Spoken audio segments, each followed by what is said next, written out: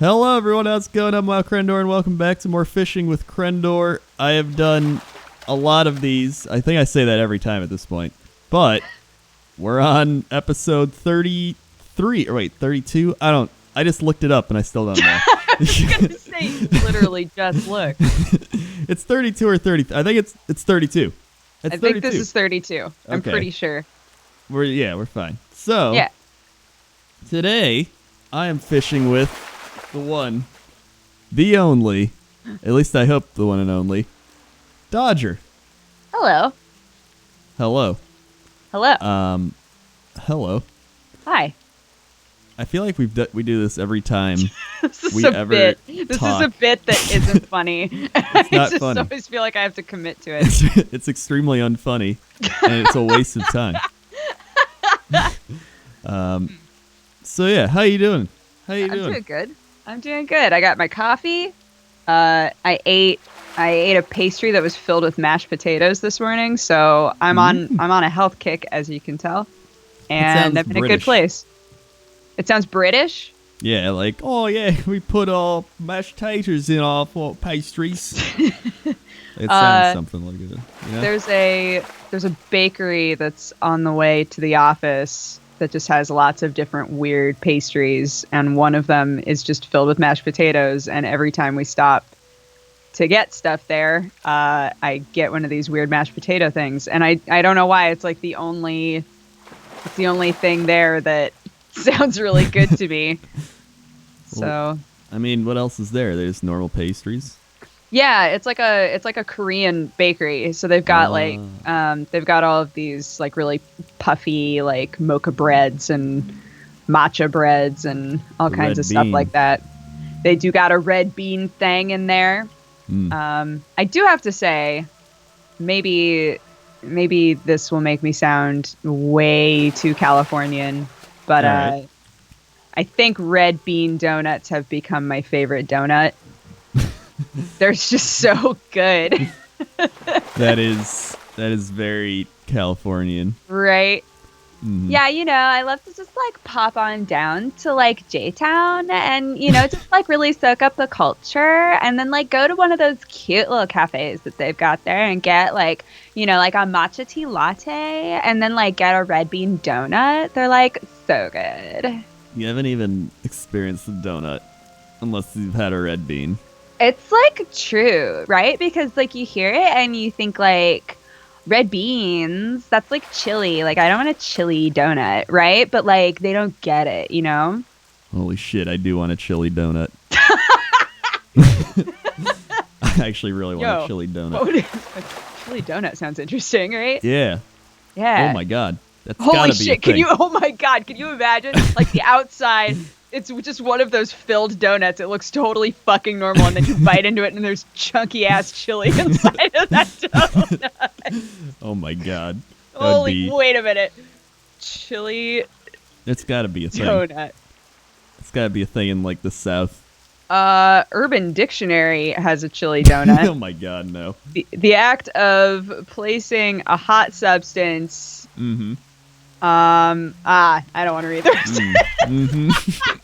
Mm-hmm. I didn't think you would. Oof, wow. Why did I even start? I should have read it first. Then just decided not to start. Right. All right, so there's that, the chili donut. Yep. Good to know. There are sriracha donuts. Those exist. But So there's it no seems like I imagined like a donut filled with like, chili. And then on Right. top of it is like some more chili, and they put cheese and like some onions and stuff on it. hell yeah. And it'd be like a literal chili donut. Should probably Yeah. be in like Ohio. Probably. Yeah. A lot of what I'm seeing is like literal chilies, like peppers Yeah. involved in the donut, but not so much like chunky ass chili. So Yeah. We might be onto something here. yeah, right? Might be Look, onto let's quit every other thing that we're doing right now. All right, let's take Just- all of our money, combine it, and we're going to invest into a chili donut company. I can't wait. This is gonna go places. I feel it. It's gotta, because that's all our money. All right.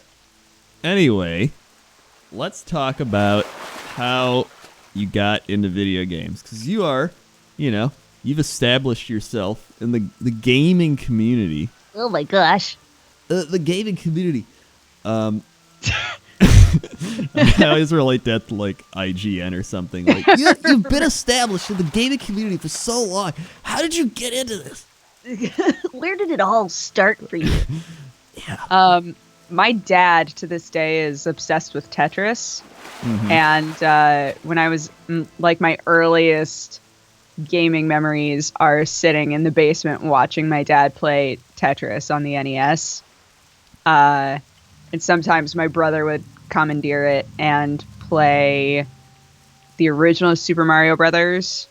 And once I got a little older, he let me play Double Dragon with him. But he was always very frustrated with me. It was like out of necessity. He just wanted to play Double Dragon, and I was the only one around, so he would be losing his mind because I would accidentally make the same mistake 80 times because I was a child. Right? Yeah. But yeah, my dad has a TV, like a really tiny old ass TV in the garage that is permanently burned with the like game over screen from Tetris. And he refuses to get rid of it. He refuses to get a new TV because he's like, I mean, I'm never going to do anything but play Tetris on this TV anyway. So who cares? We're just like, all right. Did he buy the NES himself? Yeah. So it was like for him. He was like, I want this for me. I mean, pretty much every game system that we had in our house, he would have like one thing he really loved to play on it. And when he bought it, he would declare it as like, I bought this for me, but I guess you guys can play with it. Yeah. Right? It was like that kind of a thing. I was very, very salty when the first DS came out. And I saw one in the house and I was like, oh my God, holy shit, he bought me a DS. Oh my God, I have to act surprised when he tells me, holy shit, oh my God. And then he was like, hey, did you see my new DS? I was like, what? Oh my God. Blew my mind. I would never expect like an older person to just buy a DS and be like, oh, got a DS. Got a DS. Right. So yeah, that was my dad. My dad's always been the kind of person who there are specific types of games that he enjoys. I've tried to get him into other games, but he's mostly all about the sort of low-key puzzling stuff. Mm-hmm. So those are the sort of games that he would bring into the house, and then my brother would buy all of the, the fighting games and stuff like that, and I would play those with him. Mm-hmm. And I was the first person in the house to really get into RPGs. So I would take over like the PC or whatever system was available to play RPGs, which again was very frustrating for everybody because they were like, literally, how long can this game be? Like, you've got to be done with it by now, right? Like, are you done yet? Well, what was the first RPG game you played? Or at least the most memorable RPG game, if you can't remember that. I was obsessed with Chrono Trigger. I was obsessed with Final Fantasy VII. I'm trying to remember if I played any before that, aside from like Zeldas. Mm-hmm. I think other than Zeldas. Zeldas. That's such a other than the Zeldas. Other than the Zeldas, yeah, like JRPG style stuff. I think Chrono Trigger was the first one that I just refused to stop playing. Yeah. That was so obnoxiously long in comparison to everything everybody else in the house wanted to play. Yeah. I mean, comparing Chrono Trigger to like Tetris. It's pretty long. Anytime my dad sat down to play, it was like, it would take a couple minutes and then he'd be like, all right, I can go back outside and do some more work. And for me, it was, I'm literally going to sit here for a few hours before somebody makes me stop. So when did you really get your own system then? Or was it always just kind of like, you know what, I'll just play it, and then, but was there like one day where like you got a job, and then you were like, you know, I could buy my own Nintendo system? That was honestly the most mind-blowing thing when I had my own money, and I was like, holy shit, I could spend this on whatever I want. Because, the NES was always in the basement because my dad used it all the time. And then my brother got an SNES, but my brother also slept basically all day. So I couldn't use that unless I broke into his room, and then I'd get in trouble. Uh-huh. So I borrowed my cousin's Sega Genesis and got pretty into that. But I think the first thing that was mine that I could play as much as I wanted was the original Game Boy. Which, looking back, I found it the other day, and I was like, holy shit, this looks like a brick. It's amazing. Yeah, the actual brick. Yeah. So I had like a Game Boy, and then the Game Boy Advance came out, and I begged for that. But other than those, I didn't really have a lot of options, because while my family liked games, they sort of felt like there was no need to have a lot of different games. Does that make sense? Yeah, I get it. It was like, we've got a good variety. We've got one puzzle game, we've got one snowboarding game, and we've got Mario. So I don't know why you want anything else. Yeah. So when I got into college and I actually had a job, I was like, holy shit, I can buy games for myself. This is amazing. So I got like a knockoff PlayStation, and I found a program online where you could basically say like, hey, I have like, here are a bunch of movies that I don't want anymore. Would anybody like to trade? And so I would trade movies and like box sets of DVDs and stuff that I had from a long time ago. I would trade them for PlayStation games, and then and then play them all the way through, and then go back on there and be like, hey, I've got this game, does anybody want to trade? And then I would trade for a different game. I don't know, there must still be programs like that, but that's kind of how I started doing it. Yeah, well, I guess it's more in like these times, it's easier to sell your shit and just buy other shit, because it's like the internet's such a widespread thing. But back then, you're like, gotta go online, go to my like 5 websites. Like, no. Yeah. Did you have Game Boy Color? I did get a Game Boy Color. So I noticed you went Game Boy to Game Boy Advance, and I was like, whoa, hold on there. We got Game Boy Color in the mix. Whoa. Hold the presses. I did have a Game Boy Color, and then my dad got the DS, and I got to play around with that a little bit. Dad, can I play your DS? Dad, can I play your DS, please? You're 25. Get your own. And then I wound up getting, I guess that was like quite a bit later, right? That the 3DS came out. Yeah, the 3DS was a while later. What 3DS... Game Boy games did you play? Because like you got the Game Boy first, right? So like, what games did you get with your Game Boy? Oh gosh, Pokemon, obviously. Oh yeah. Pokemon Blue. It's all about. Yeah, you were a blue. I was a blue, yeah. I was a red. Vastly shit. superior. We can't be friends anymore. Yeah, I'm gonna have to stop this recording. Thanks for watching, everybody. The end. We're out. And I also, I was also going to a private school, so they were convinced that Pokemon were devils. So that was some crazy like black market shit that was going on in our school, where all of us were still obsessed with Pokemon, but we had to pretend that we didn't have it anymore, and that we didn't have the cards, because otherwise they'd sit us down and talk to us about how we were like selling our souls to the devil by playing Pokemon. So, dude, I remember I think I was in like 3rd grade with Pokemon, and I brought my like what was it called, like the player's guide thing. I brought that to school to show off, and it had stickers in the back, and people were like, can I have a sticker? And I was like, okay, you can have a sticker. And then the teacher was like, can you please not bring that to school anymore? And I was like, oh, okay. And Yo, did you guys have a Tamagotchi problem? oh my god, we did. I forgot all So did about we. the Tamagotchis. Dude, they announced like their 20-year anniversary yesterday, and I was like, oh my god, that takes me back to being in school and literally everybody's backpacks beeping all the way through class, and then being like, okay, no more, Him. no more Tamagotchi in school. You leave them at home, and we were like, what? But they'll die. They'll die without us. That come out before or after Pokemon? It was before, I'm pretty sure.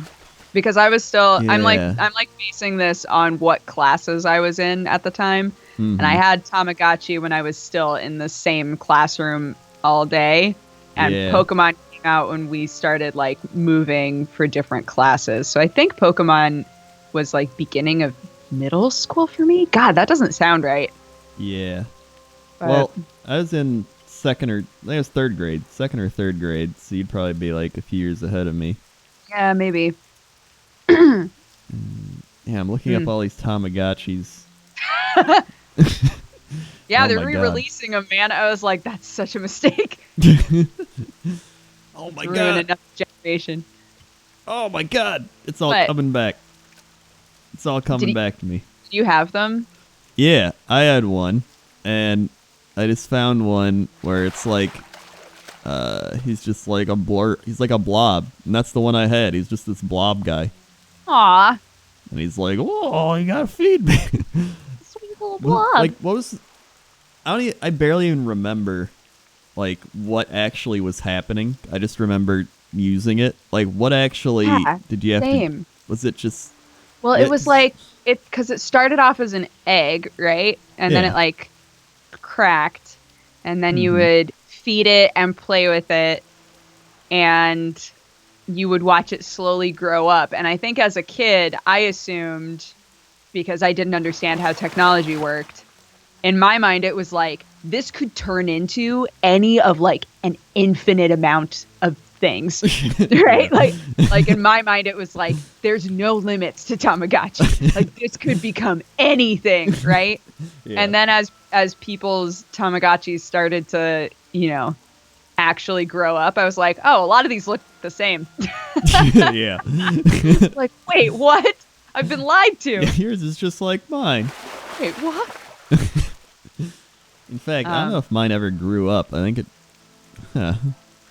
Just Now see that a I'm child thinking back here. on it, I think I was just like, why is it not growing? It's just like letting it die constantly. Oh, amazing. There Maybe must that, be like, oh my god, that's probably like some weird psychological thing made by the Pokemon people to train us into playing Pokemon. oh shit, it's all the same conspiracy Yeah. that eventually leads to us selling our souls to Satan, Yeah, obviously. right? Okay, cool. Yeah, Yeah. World of Warcraft. Yeah, just like World of Warcraft. Yeah. So, where were we? Where were we before we went on the Tamagotchi rant? 3DS. Oh. You got into the 3DS. DS. Yeah, there's DS. I again, because it was my dad's first and foremost, he got the Layton games and he really liked those. Because again, they were kind of like, go and do this puzzle, and now go and do this puzzle, and now go and do this puzzle, and he really liked that. Yeah. And he actually got the first 999 like Zero Escape game, and that overwhelmed the shit out of him. He was like, this is a lot. There's a lot going on here. Because those games are basically like a high intensity escape room where Yeah. people are dying and shit, and he was like, I don't like this. Yeah, so I played a bunch of that shit. And then a friend and I realized that they had the whole you can doodle shit and then send it to each other program on there. Mm-hmm. So then I started doodling shit and sending it to my friend, and we would like sit in class and like giggle, which, You're like, oh my gosh, we're sending notes, but nobody knows. Did you ever play Nintendo 64? yeah, dude. Did you play on that? That was another one where it was like we got the Mario game, Mm-hmm. and we have the snowboarding game, and we have the fighting game, right? like just the like basic like one of each thing.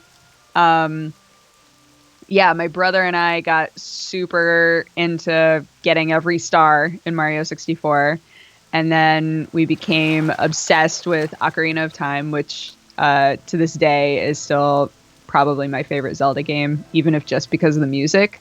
Mm-hmm. I don't think I've played any other Zelda game where the music has felt like it had such an impact on the game. I don't know. I just look back on all the music from that game so fondly. But yeah, we got super into that. And that was also the first time that I ever got really, really into trying to break a game. Because I kept stumbling onto things that would make the game act super weird. And then I would try to go back and recreate it. And I wound up submitting, I think, to like the old, shout out to Cody and all them, like the old Zelda Universe website when they used to just post like different bugs and things on there. I would write down like super detailed notes like, okay, if you go to Lon Lon Ranch at this time of day after you've beaten the game and then you go around with Epona like this many times and do this thing, all of the colors invert and you're upside down, right? Like just weird, stupid shit like that. I would spend hours trying to figure that shit out, and that was really fun. I'm trying to remember any other game on 64 that we got really into, though. There were some weird-ass games on that system. There were. I say that as though there aren't weird-ass games on every system now, but, like, it was a little more prevalent at the time, because there wasn't anything so much, like, it was, like, a breakthrough type of system. It was like, oh, like, Nintendo in 3D. Yeah. Yeah. I also made so many people mad because I played Ocarina of Time like a month ago, and I did not have that much fun with it. Really? You didn't like it? It was like, I've always played Ocarina of Time like in the past, and I couldn't get past the first level. And so I was like, you know what, I'm going to play it, and I'm going to do a mega stream. You couldn't get past it, or you just got, like, bored? No, I just couldn't get past it. I would get lost. Oh, okay. I was also just like a dumb kid. It was like, where am I going? Sure, yeah. Yeah. So I was like, all right, I'm going to play it. I'm going to get past this shit, and I'm going to see what's going on. So I made it past it. I did all the things, and just, I don't know what it was, but I think it might just be I didn't have nostalgia attached to it. And, like, the game, I feel like for its time, like, it was really good and like breakthrough and like innovative and everything, and now it's just kind of like going back and playing it, comparing it to like modern games and stuff. I was like, I don't know, and everyone in chat's like, you're stupid, you don't understand, you don't understand. Oh man, Zelda. Especially with Zelda, right? People get so just, what do you mean you don't like it? Yeah, it's perfect. It's the best game ever. It's my favorite game. Okay. But like I understand it, because I'm like that with Banjo-Kazooie.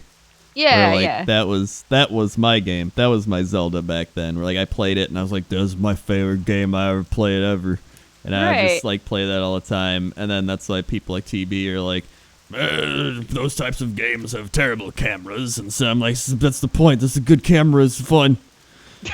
It's part of the experience. I mean, as long as we recognize that in ourselves, right? Yeah. I go that direction with anime that I really love sometimes, when people are like, yeah, I watched this anime and it was kind of garbage. And I'm like, how dare you? Right? Like, I feel myself just getting super like uppity about it. But if I sit and really think about it, I'm like, well, I mean, you're right. But I love it anyway. Yeah. I think as long as you're able to say to yourself, okay, yeah, maybe it wasn't perfect, but I still love it. Mm-hmm. Then, you know, what can somebody say to you after that? Yeah, exactly. It's like, it's all kind of, what's the word? It's not objective. It's subjective. Subjective? Yeah. It's all your personal tastes. It's like music. It's like anything like that, right? Yeah. Where everybody's like, oh, that's not good. And it's like, well, it's based on your opinion. Like, it's based on your tastes. Some people don't like pineapple on pizza, you know? Yep. Yeah. Yeah, and knowing the difference between I really love this thing and I think that this thing is the best because those aren't synonymous, right? Yeah. Just because I say, oh man, this is my favorite game ever, doesn't mean that I'm also saying this is the best game ever made. Yeah. Because that's not what I'm saying. What I'm saying is, for a variety of reasons, I personally would list this as my favorite game. Yeah. Yeah. Yeah. Yeah. That's like World of Warcraft. Like, to me, World of Warcraft's probably my best game ever. And it's not just because of, like, the polygon, like, 8 polygon trees that, like, are dated back to, like, 2002. It's like the game I invested all my time in. It came out right when I was, like, a freshman in high school, and I was like, wow, this is perfect. I have all my time filled now. And then it's like you meet all these people on it and you do all these things. And it's like, then it leads into what I'm doing now, how I'm sitting here and talking to you because of it. So yeah, it's like, those are my reasons. While somebody else might not have that at all. They might just play WoW and be like, it's whatever. So it's like, it's all subjective, guys. Yeah. Speaking of which, how about PC games? I played Final Fantasy VII on the PC first. Because I found, again, like, scrounging for deals, my mom and I were at Fred Meyer, which is a department store in Oregon.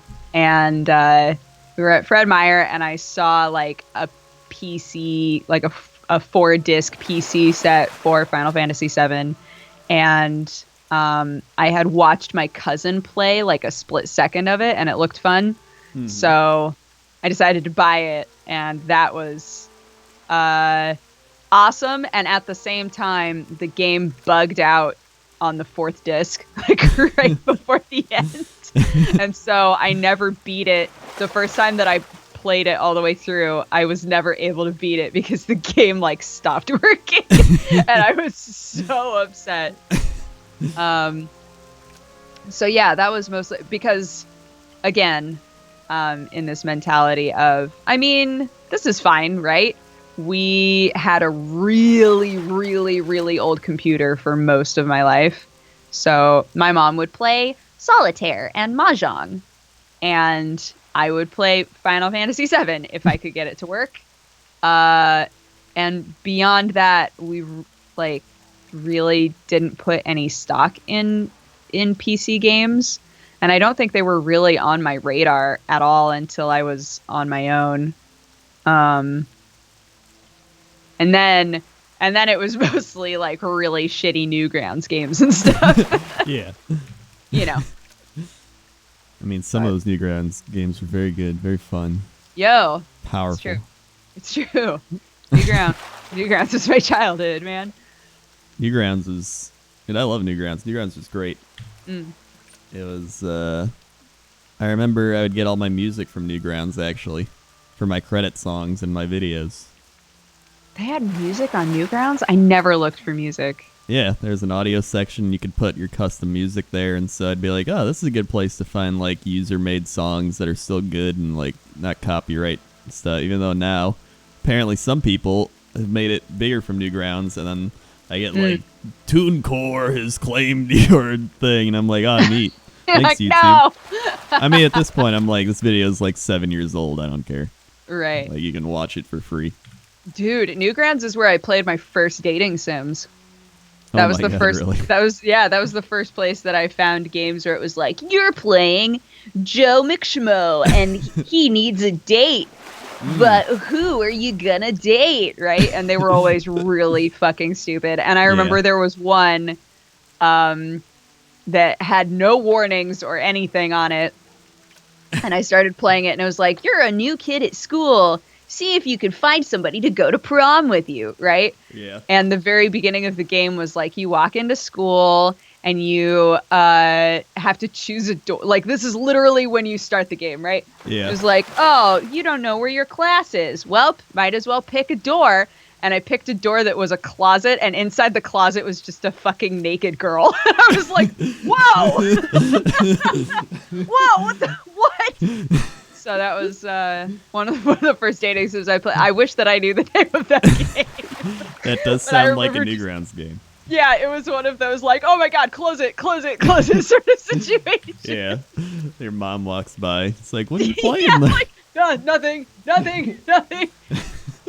It was an ad. It's malware. We have to wipe the whole computer. I don't know what happened. Yeah, I mean, there's Newgrounds. I remember there's like addicting games. Yeah. There's had a whole bunch of Flash games I'd play. I got super into like tower defense games on Yeah. addicting games. Yeah, I remember those. Yeah.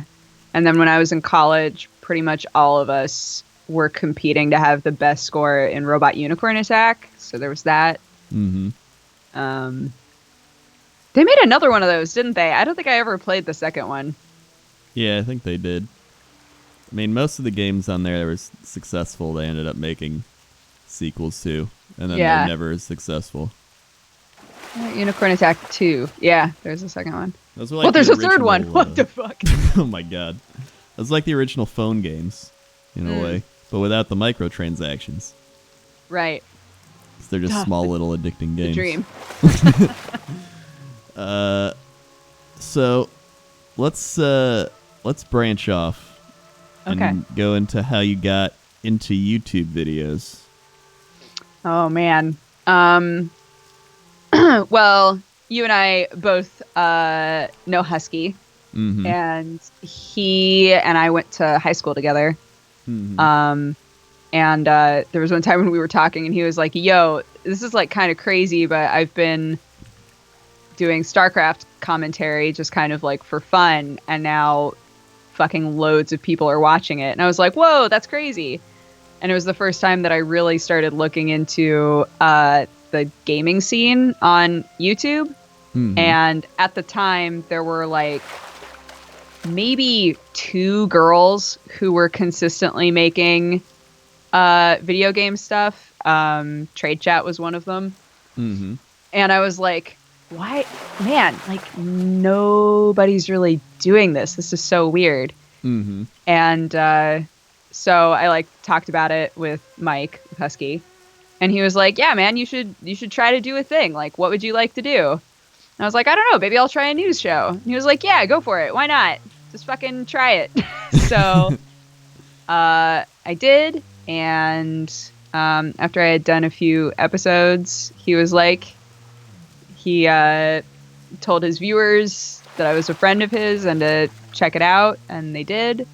And then a little while after that, I got contacted by Maker, and they were like, hey, do you want to move to LA? I was like, sure. And it just kind of like tumbled from there. It all honestly happened really fast. But yeah. So that's kind of how it happened. What did your parents think of that? Lots of luck. My parents were, because I had just finally gotten my degree, but I had lots of conversations with them that were like, well, I guess I'm gonna hope that I get an internship, but even internships in theater aren't paid. So I'm gonna try to get an internship and at the same time maybe work at a coffee shop or something. And hopefully down the line, I'll be able to apply for, you know, a fellowship in a master's program or something, you know, like everything for the future after getting a theater degree was really up in the air. Yeah. Pretty much everybody that I knew wasn't really doing any theater after they got their degree. And that made me so nervous. I was just like, oh God, I need to like have a plan. Right. Yeah. And so the fact that I was offered a job, like any job, right? The fact that I was offered a job right around the time that I was starting to be like, shit, what am I going to do? Like, I need to start thinking about this now. I sat down with my mom and I was talking about it with her, and she was like, well, I mean, you'd get to move somewhere that you never thought you'd end up living and, you know, have like a new adventure. And, you know, if in a year you're miserable there or it doesn't seem like it's going anywhere, you can always move home. It's like, no big deal, right? Yeah. It's like, Yeah, that's a good way to think about it. And now here I am, fucking like 8 years later. Oh my god, I've been here for so long. 8 years later, you've just Oh, morphed into Lord. an LA. You've morphed into LA. You're not part of it. Yeah. Ugh.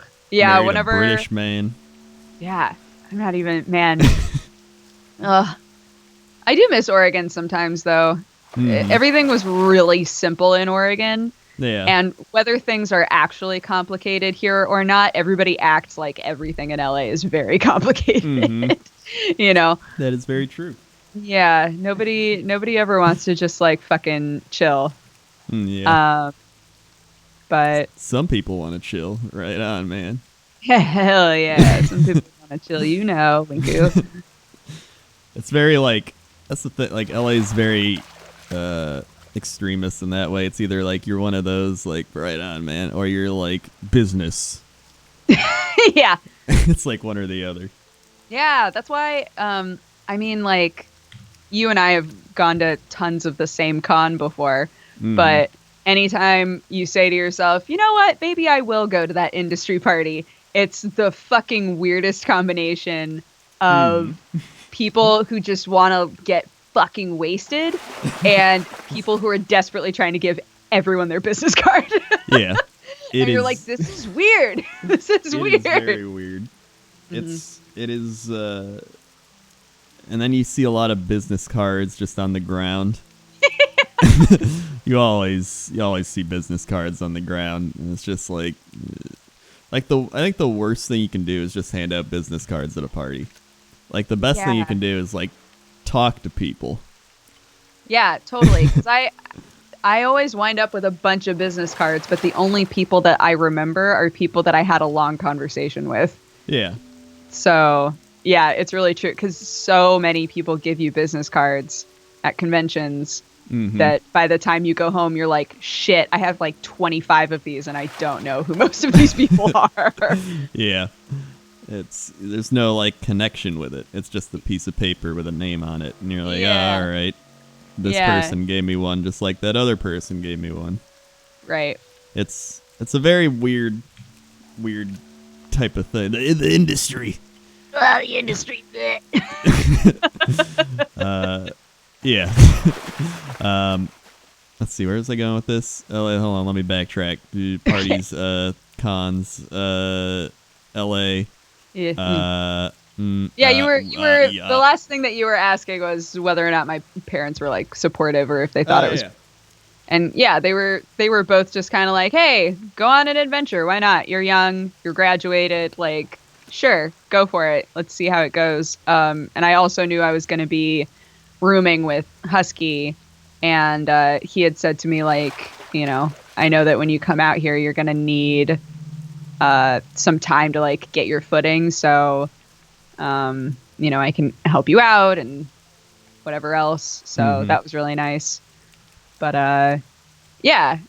So I kind of came here just hoping that things would work out. And a year later, I was still kind of considering going home. I was still kind of thinking to myself, maybe I'll just go back to Oregon. But I'm glad that I stayed. I've met a lot of really, really cool people that I don't think I would have met if I had left when I was thinking about it, you know? Yeah. But I definitely didn't expect to be here this long. I didn't think that I would still be here. I don't regret it, but I didn't think I would still be here like this later. Because one of the first people that I talked to when I moved here was like, yeah, you know, when I was putting together like my life plan, I figured that I'd be in LA for like at least 10 to 15 years. And I was like, that's so fucking long. 10 to 15 years? Are you fucking crazy? And now I'm like coming up on 8, right? And just being like, Did you, cause you weren't a city person at all, right? You're just like, no, forest. I grew up in the woods, my dude. Yeah. So that was also a huge difference, was falling asleep to, you know, like alarms and shit. Yeah. Because when you're in LA, you hear ambulances constantly. and it is not it is not a comforting sound, I don't think, unless you've been in the city for a long time and you're sort of used to it. Well, what was like your first kind of was it like a culture shock when you first got there? A little bit. It was a shock in a nice way to have everything so convenient. Mm-hmm. Like, I could literally walk to get anything that I wanted, which was crazy. I had never experienced anything like that, because where I grew up, it was at least a 15-minute drive to get to anything, right? Yeah. So I was like, oh my God, there's a grocery store literally across the street. What is this? But it was a shock, like, not having real quiet moments ever. It's just never quiet here. Yeah. And I miss that. Whenever I go home, that's what I really revel in, is on my parents' farm. It's dead silent all the time. Yeah. It's just like such a huge contrast. And you like, that's what you really like then. You like that kind of silence, like deep down. That's what you're like, I want that.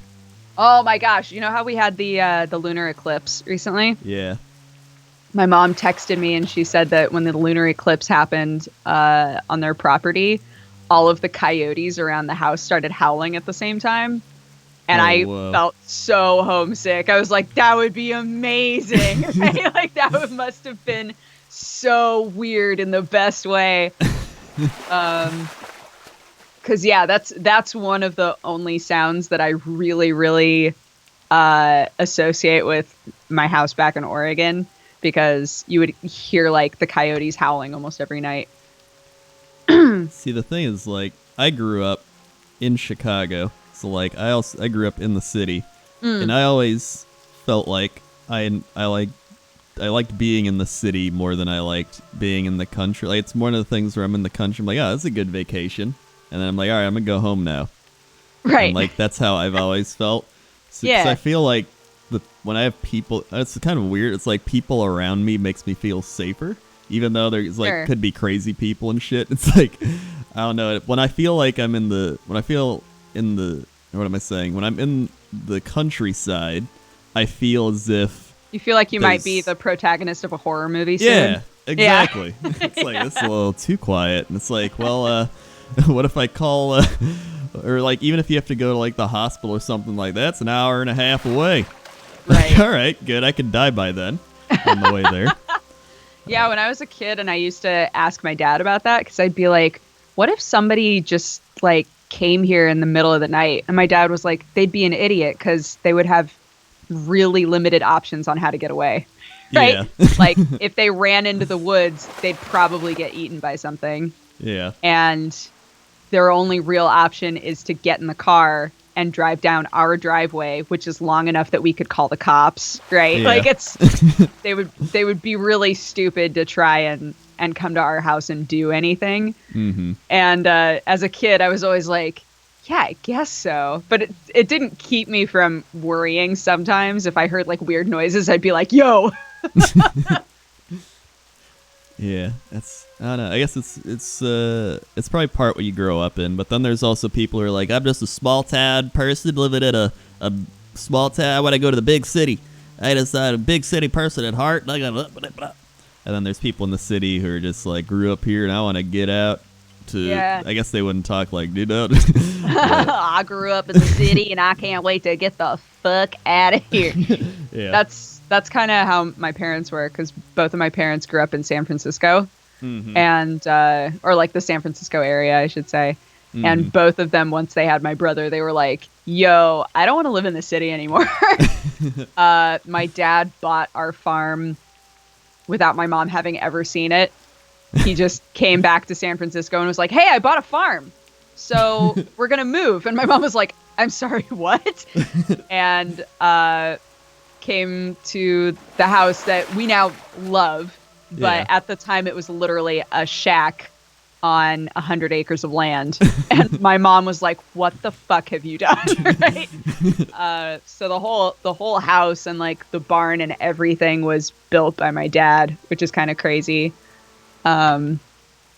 But yeah, they were totally. There are really old books in our house that are how to get off the grid, like that kind of shit. Yeah. Which makes me laugh because I'm like, oh my god, I know people who are buying books like that now, right? And they Yeah. were buying them in the early '80s, late '70s. So yeah, they were all about that shit, but they realized really quickly it's a ton of work if you actually want to be self-sufficient, and for them it wasn't completely worth it. Like they have some systems in place, like they have backup generators and stuff on the property, but for the most part they're like, some of the modern things are quite convenient. Sometimes it's nice to let other people take care of that shit for you. Yeah, it is. Yeah. God, I just had a flashback to when I was at Jesse's place trying to sleep, and it wasn't even like city noises. 'Cause I'm used to city noises, and I was like, it's like the relaxing water outside, and then I'd hear these birds, and you've probably heard those birds, and they're like, "Bop, bop, bop, bop," and then they start fighting, or like I don't know, and they're just like, "Bop, bop, bop, bop, bop, bop." It's like this shit is going on outside. There is somebody near our house that has a rooster, Wait, what? which is hilarious because it's not like, I mean, Sam and I aren't in LA proper anymore, but we're definitely not in the country at all. We're still like in a city neighborhood, right? Somebody in our neighborhood has a fucking rooster, and he crows whenever he wants, right? So we might wake up at 2 a.m. to a rooster just and I'm like, it's 2. What the fuck are you doing? So that's cool. My dad used to have a rooster when he lived in the city, and definitely got noise complaints all the time. So I'm sure that whoever has a rooster near my house has gotten noise complaints from people who are a bit more uppity than I am. Yeah. I just imagine it's some old guy, and he's just like, "It's my rooster. I've had him since he was like 1 year old, and I'm going to keep having him." I mean, probably. My dad did I can't remember. Do you know Holly Conrad? Yeah, she's Ross's wife, right? Yeah. So she rescues pigeons. And I was like doing a video at her place a while back and was showing all of the pigeons and stuff. And my dad called me and he was like, "Oh, that's so funny. That's what I used to do." And I was like, "What?"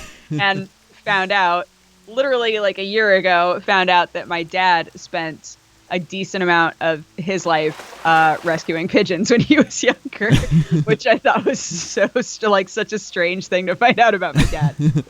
Yeah, that's, I didn't even know you could like rescue like it makes sense, but it's like when I picture like pigeons just like my leg, and you're like, "Come on, I'm coming over."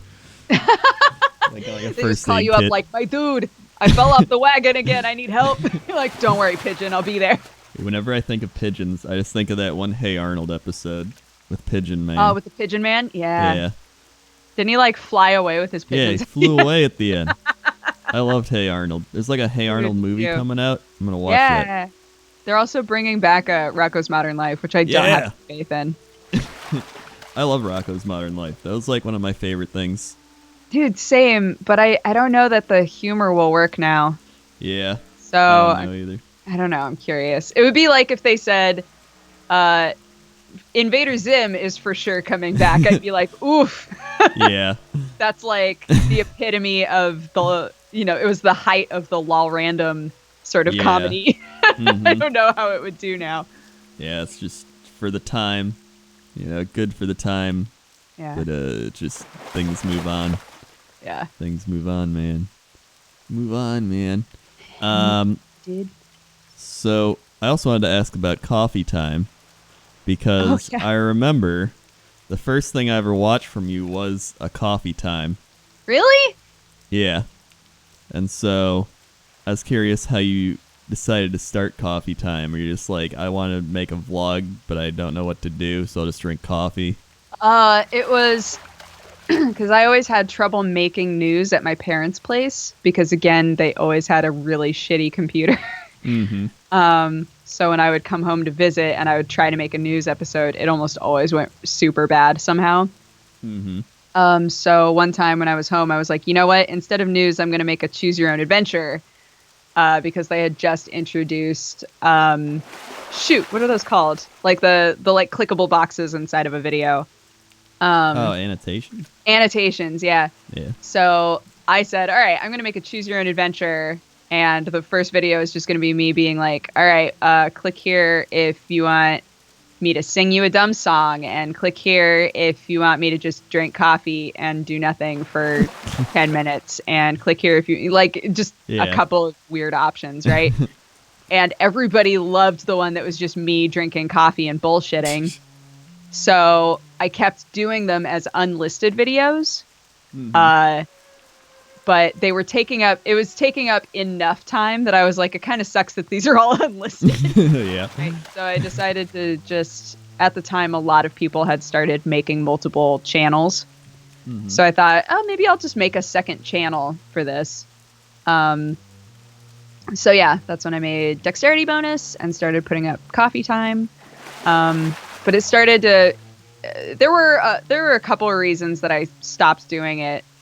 One of which being that no matter how amazing pretty much all of the viewers were, there were always enough people that were taking it too far that I started to feel really uncomfortable with like how much people knew about my life, you know? Yeah, I get that. Yeah.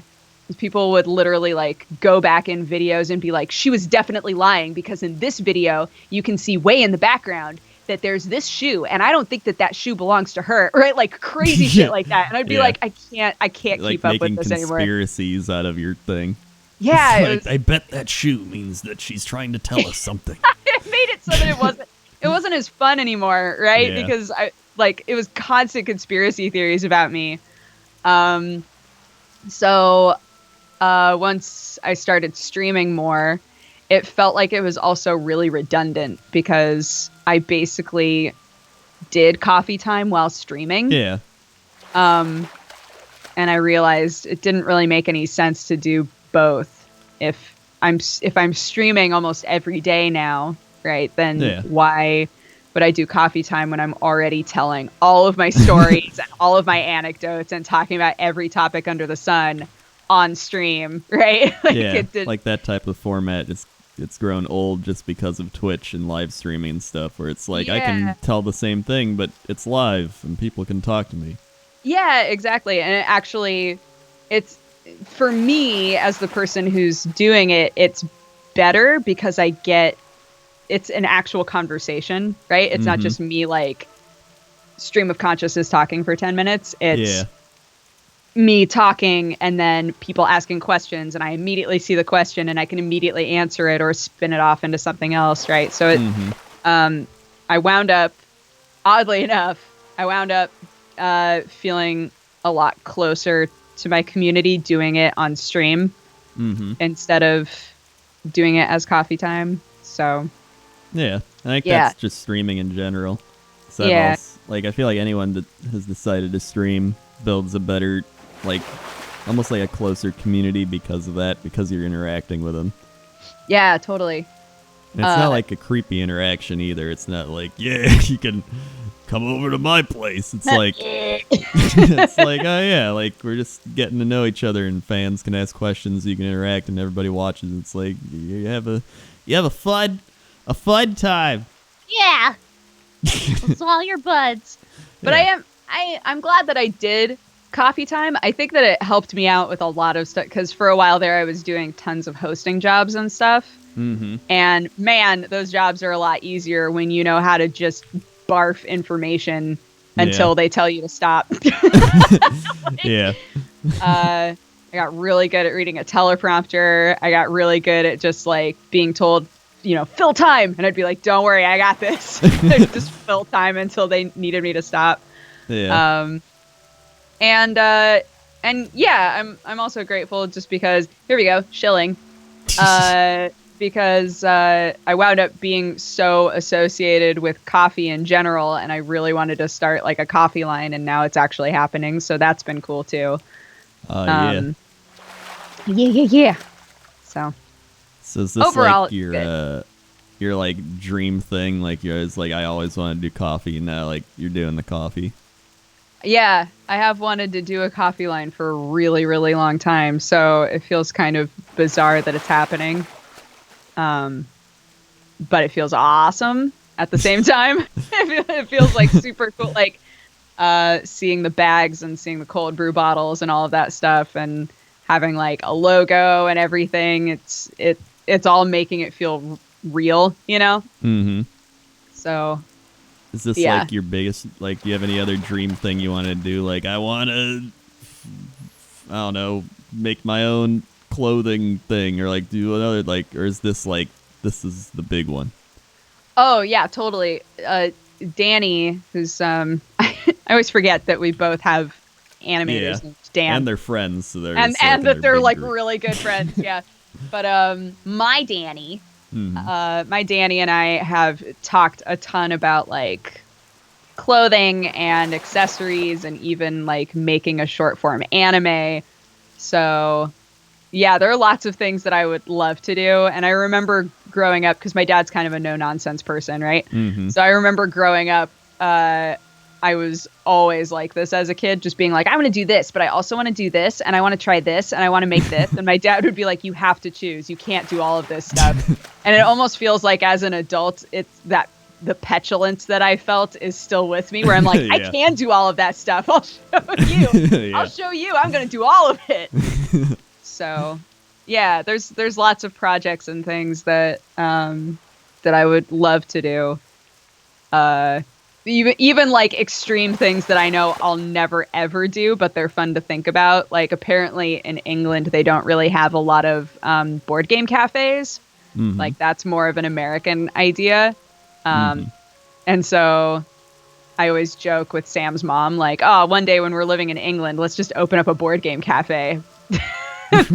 That'll be easy, right? That's simple. Let's do that. Who knows? Who knows? And you'll serve chili donuts.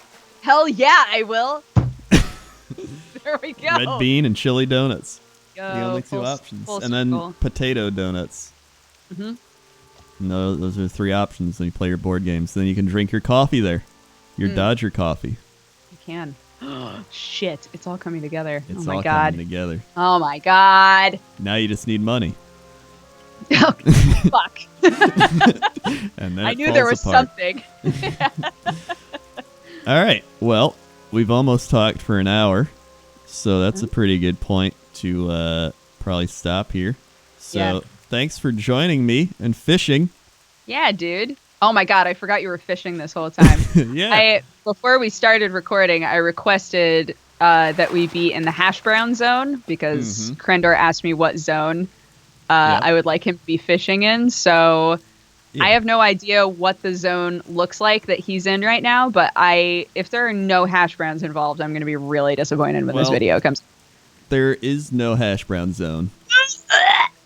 But there's like kind of brownish gray undertones. That's pretty much like a hash brown. Okay. Yeah. And you said you liked rain because I was walking in the rain earlier, and so I picked a zone that's rainy. Aww. And so it's a little more like a country rain, a hash brown country rain. That could be a country album for a song. Perfect. Hash brown country rain. Coming back to me. So yeah, you want to plug stuff? You want to promote your coffee? Should I put the coffee in the description over your channel because you want the coffee more than that? Oh my gosh, yeah, go for it. All right. Yeah, guys, thank you for listening to me talk about my video game life and all that. I'm at Dexbonus on pretty much everything. And yeah, we've got a coffee line. It's launching tomorrow, I think. Mamma mia. But everything's on pre-sale right now. It's DodgerCoffeeCo.com. And I'm very proud of it, and I would love it if you would check it out. And yeah, that's pretty much it. I stream a lot. Come hang.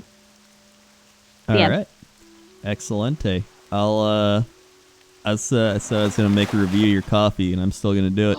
Yes! Still oh my gosh. Review it. Yeah, I want to know, because I don't have, like, any fancy coffee stuff. Yeah. But I feel like I gotta get on like the burr grinder and all of that stuff. So I know you already have one. Yeah. I got my So- burr grinder. I got my pour over thing. I tried French press once, but I wasn't very good at it. Maybe it'd be better now. But I love the pour This is over. pretty straightforward too.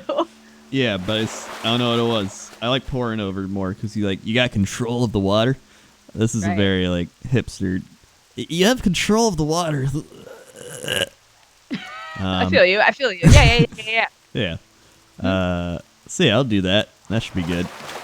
Awesome. Can't wait.